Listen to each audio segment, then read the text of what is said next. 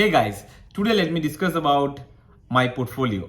So my portfolio generally have 20, 22, 25 stocks, but I'm going to discuss about 15 stocks which I have a huge confidence that these stocks, if you hold it for next 10, 15 years, there's very high probability that you can earn 12, 14% CAGR returns for next 12, 15 years.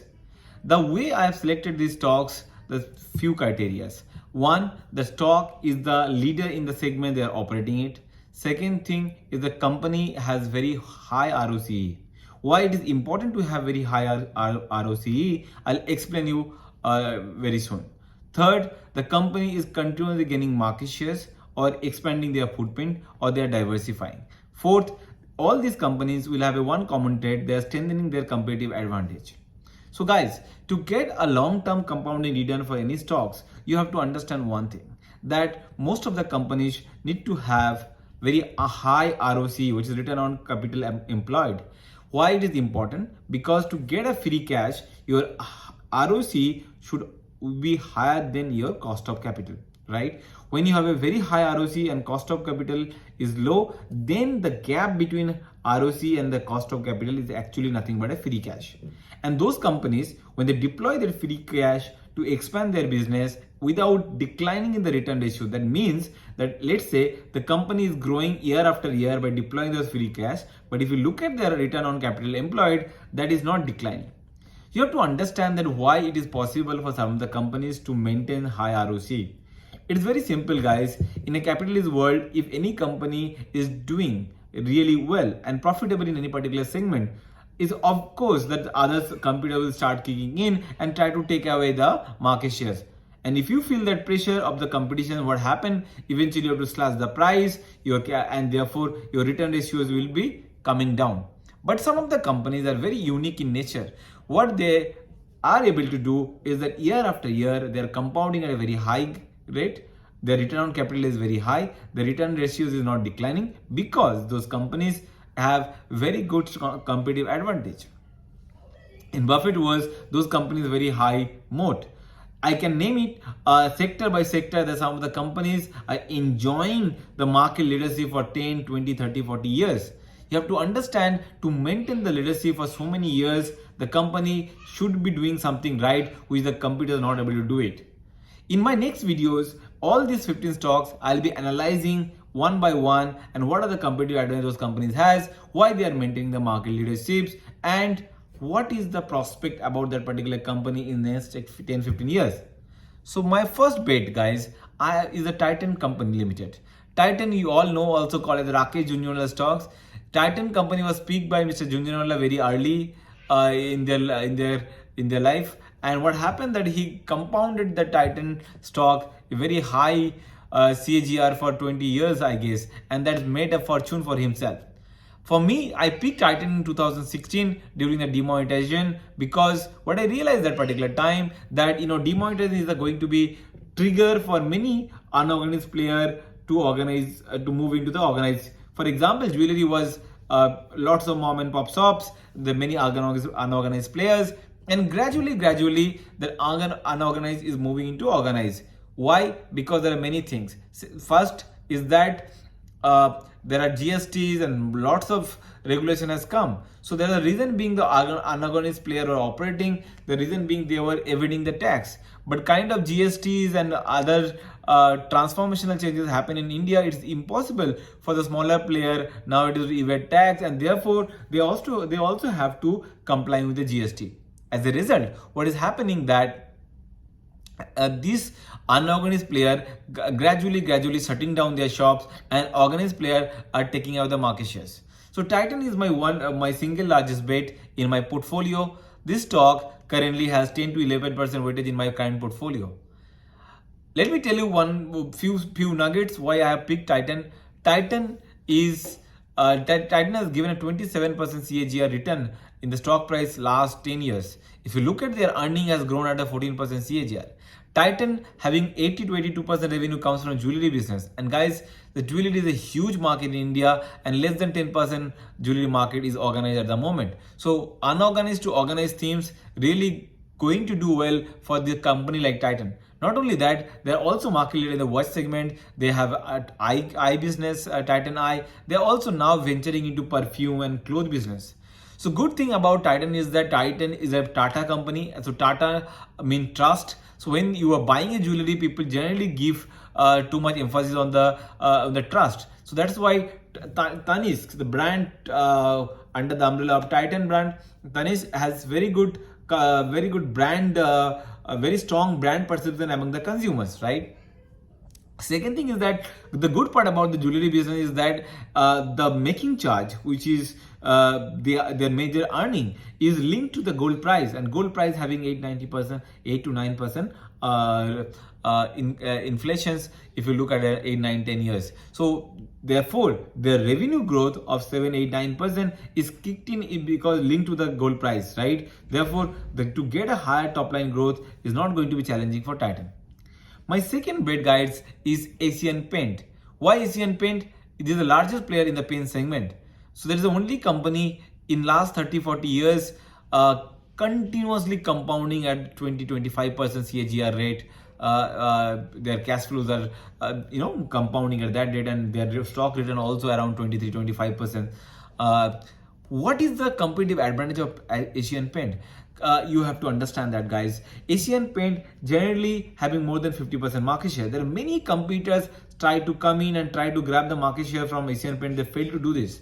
The single most reason is that Asian Paint having very good demand forecasting tool where they can exactly and precisely forecast the demand for the retailer. So the retailer who is selling the Asian paints, they don't need to forecast which color of paint they're going to keep it in their store. Everything done through Asian Paints. The Asian Paints track will come and replenish the stock even without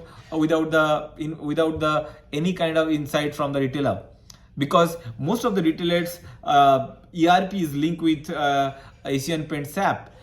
Second advantage is that all the retail players who are selling Asian Paints, they get very high inventory turn, and because paint having very high capital deployment for the retailers to start the business, and generally they selling the paint on the supermarkets, on the high street and all, the rental is high, so they cannot have very high store for selling the Asian Paints.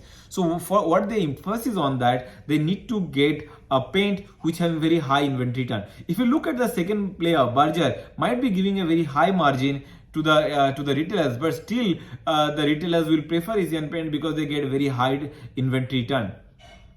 In the detailed fundamental analysis, I'm going to explain why Asian Paint is such a lovable stock for the investors, and why Asian Paint is such a lovable brand for the retailers in my upcoming videos. My third stock pick is Pillai's Industries. Guys, if you name it, any brand Pillai is having, they are kind of a monopoly in the segment. For example, Fevicol. When you talk about adhesive, the first brand comes into our mind is Fevicol, right? Second thing, they have a Fevistick, they have a Fevikwik, they have Dr. Physic, they have Fevisil, they have Quickseals. They have many brands which are kind of dominant in the space they are operating. They are very high market shares, and those brands become synonyms with that particular segments. Like, people don't say I have to buy adhesive, people say I have to buy Fevicol. People don't buy I have to buy high adhesive gum, like they said I have to buy Fevikwik. Similarly with Quickseal, with the Fevistick, or with Dr. Fixit, or currently recently they have it all Iridulite. All these kind of brands which they have keep on coming every year, and all those brands are basically becoming a market leader. So third bet for me is Pillai. My fourth bet is ITC, guys. ITC, the reason being ITC I picked, ITC having a monopoly in the cigarette segment. They have a very huge market share in the cigarette business. The stock has been beaten down because of the ESG and all, but you have to understand the cigarette business having very high cash flows, and what they are doing with the free cash, they're not only giving you a very high dividend, some percent of the free cash they're deploying into their business which having very high potentials. For example, FMCG. And FMCG business is basically is the second largest in the Indian market. They have a very good brand like Ashirvad Atta, they have Yuppie Noodles, they have Wibbles, they have Fiamma, they have uh, Cycle Agarbatti, they have Classmate brands, the ITC hotels are there, ITC agri business is there. So they have many businesses, and most of the business are doing fantastically currently. So ITC is my fourth pick. And if you look at the ITC stock performance in last 10 years, though the earning has grown by 9%, stock has only performed by 6%. And with the scaling up of their agri business and their FMCG business, I'm pretty sure ITC's cash churning will be much higher, and therefore in next 5, 7, 10 years, definitely their stock performance has to be equivalent to the free cash they are generating it. So I am seeing value in the ITC business. My fifth bet is with Nestle. Nestle having complete dominance in the baby food segment. The brand Cerelac is having 98% market share in the baby food segment. Not only that, if you look at the other brands like Maggi, is kind of very strong brand. In the coffee, they are one of the largest player. Nescafe is a very strong brand. In the OFR, KitKat is a very strong brand. So Nestle is one particular company has also kind of Pidelites in the other segments, but in the FMCG segments, Nestle, all the brands kind of synonymous with the segment they are operating it, right? So Nestle is one company having very high return on capital. Nestle is the one company having 147 return on capital. The reason being the cash they're chugging out of their baby food segment is huge. In my fundamental analysis, I'm going to talk more about why Nestle is such a good company to having a portfolio. In the FMCG player, I have picked another company, which is Hindustan Unilever.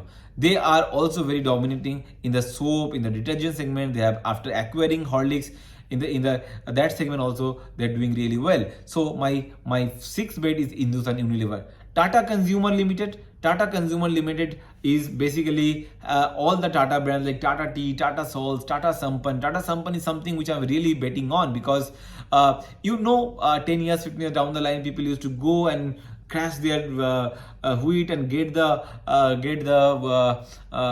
atta from the local market. Now this atta has basically completely organized. People are buying either Ashirvad Atta, ITC brand, or they're buying Fortune Atta from Adani Wilmar. But what I'm seeing is that this kind of shift where people are looking for a high quality packaged food is gradually transitioning to the all the grains, be it dal, be it spices and everything. And I think Tata bring lots of trust with the consumer, and therefore Tata Sampann has a huge potential. And they also have a JV with Starbucks, and I'm seeing that Starbucks has a huge potential to do really well. Similarly, I have HDFC Life, number one player in the insurance space. I have HDFC Bank, is the number one player in the banking sector. They are growing at 18-20% earning growth is happening for last 20-30 years, and from public sector to private sector, market is shifting, and the banking itself is very much underpenetrated in the Indian economy. With the per capita increase, with the economic growth, I'm seeing banking sector is going to do well, and I'm betting on HDFC Bank among the private banking space. Bajaj Finance is my number one bet in the NBFCs. If you go any cities, you will see that consumers are buying ACs, fridge, and they're using Bajaj Finance card. So, and there's a low ticket item they're giving it to the consumers, and therefore even there is inflation and there is a recession, Bajaj Finance loan book going to grow rapidly. And with the kind of data analytics they are doing, they're ensuring that NPAs are not going high. I have few more companies, TCS, number one IT services company. I have Page Industries, the market leader in the lingerie and the loungewear segments. Jockey is such a strong brand. There's a huge demand for that. Relaxo Chappals, is kind of that is also another story which is moving from unorganized to organized, guys. I have one more player, is Polycab, which is currently operating the wear and cable segment, kind of market leader. They were earlier to B2B, they're moving to B2C. They're also coming in the fast moving electronics good. Their Polycab brands is doing really well. I have Jubilant Foodworks in the quick service restaurant space, which having a strong brand like Domino's, I am seeing they're also going to do really well. So guys, these are my top 15 companies. I am really confident that these 15 companies is going to do really well for over 10, 12, 15 years. In my next videos, I'm going to discuss each and every individual stock in detailed discussion. What are the competitor analysis has? Till the time, Thank you so much for watching it. Please like, subscribe and share.